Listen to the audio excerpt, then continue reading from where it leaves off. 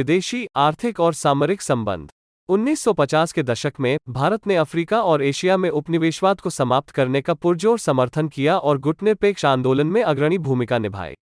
प्रारंभ में पड़ोसी चीन के साथ सौहार्दपूर्ण संबंधों के बाद भारत ने 1962 में चीन के साथ युद्ध किया और व्यापक रूप से अपमानित माना गया। भारत के पड़ोसी पाकिस्तान के साथ तनावपूर्ण संबंध रहे हैं। दोनों राष्ट्र 4 बार युद्ध में जा चुके हैं, 1947, 1965, 1971 और 1999 में। इनमें से 3 युद्ध कश्मीर के विवादित क्षेत्र पर लड़े गए, जबकि चौथा 1971 का युद्ध बांग्लादेश की स्वतंत्रता के लिए भारत के समर्थन से हुआ।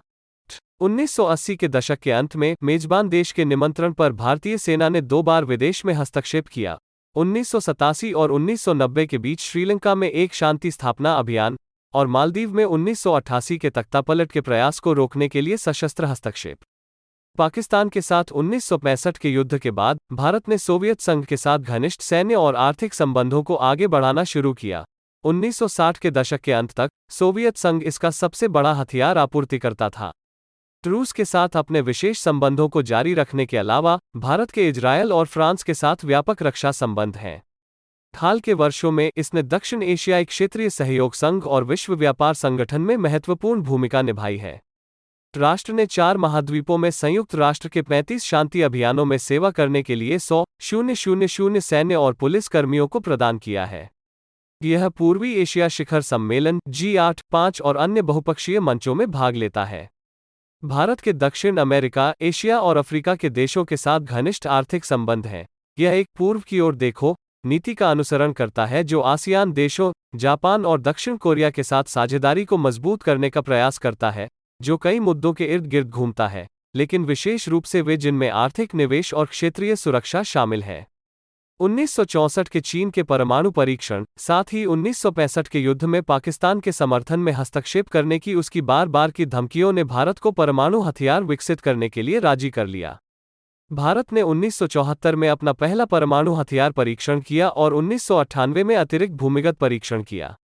आलोचना और सैन्य प्रतिबंधों के बावजूद भारत ने न तो व्यापक परमाणु परीक्षण प्रतिबंध संधि और न ही परमाणु अप्रसार संधि पर हस्ताक्षर किए, दोनों को त्रुटिपूर्ण मानते हुए और भेदभावपूर्ण। भारत पहले उपयोग नहीं परमाणु नीति रखता है और अपने न्यूनतम विश्वसनीय प्रतिरोध सिद्धांत के एक भाग के रूप में एक परमाणु त्रय क्षमता विकसित कर रहा है।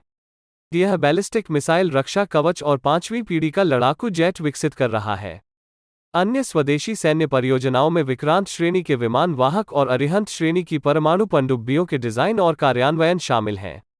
शीत युद्ध की समाप्ति के बाद से भारत ने संयुक्त राज्य अमेरिका और यूरोपीय संघ के साथ अपने आर्थिक, रणनीतिक और सैन्य सहयोग में वृद्धि की है।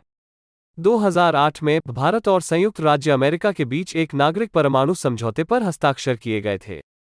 हालांकि उस समय भारत के पास परमाणु हथियार थे और वो परमाणु अप्रसार संधि का पक्ष नहीं था, लेकिन उसे अंतर्राष्ट्रीय परमाणु ऊर्जा एजेंसी और परमाणु आपूर्तिकर्ता समूह से छूट मिली, जिसने भारत की परमाणु प्रौद्योगिकी और वाणिज्य पर पहले के प्रतिबंधों को समाप्त कर दिया। परिणामस्वरूप भारत 6ठा वास्तविक परमाणु हथियार वाला राज्य बन गया। भारत ने बाद में रूस, फ्रांस, यूनाइटेड किंगडम और कनाडा के साथ असैन्य परमाणु ऊर्जा से जुड़े सहयोग समझौतों पर हस्ताक्षर किए। भारत का राष्ट्रपति देश के सशस्त्र बलों का सर्वोच्च कमांडर होता है।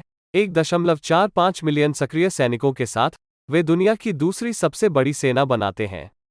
इसमें भारतीय सेना, भारतीय नौसेना, भारतीय वायुसेना और भारतीय तटरक्षक बल शामिल हैं। 2011 के लिए आधिकारिक भारतीय रक्षा बजट 36.03 बिलियन अमेरिकी डॉलर या सकल घरेलू उत्पाद का 1.83% था। वित्त वर्ष 2022-23 के लिए रक्षा व्यय 70.12 बिलियन अमेरिकी डॉलर आंका गया था और पिछले वित्तीय वर्ष की तुलना में 9.8% की वृद्धि हुई थी। भारत दुनिया का दूसरा सबसे बड़ा हथियार आयातक है। 2016 और 2020 के बीच यह कुल वैश्विक हथियारों के आयात का 9.5% था। अधिकांश सैन्य खर्च पाकिस्तान के खिलाफ रक्षा और हिंद महासागर में बढ़ते चीनी प्रभाव का मुकाबला करने पर केंद्रित था। मई 2017 में भारतीय अंतरिक्ष अनुसंधान संगठन ने दक्षिण एशिया उपग्रह लॉन्च किया, जो भारत की ओर से अपने पड़ोसी सार्क देशों को एक उपहार है। अक्टूबर 2018 में भारत ने रूस के साथ 4S-400 ट्रायफ सतह से हवा में मार करने वाली मिसाइल रक्षा प्रणाली रूस की सबसे उन्नत लंबी दूरी की मिसाइल रक्षा प्रणाली खरीदने के लिए 5.43 बिलियन अमेरिकी डॉलर, 400 बिलियन से अधिक के समझौते पर हस्ताक्षर किए। फ्रेंड्स, आपको ये इन्फॉर्मेशन कैसी लगी कमेंट करके बताएं और ऐसे ही वीडियोस के लिए वर्ल्ड वाइड नॉलेज हिंदी को सब्सक्राइब करें। Thank you.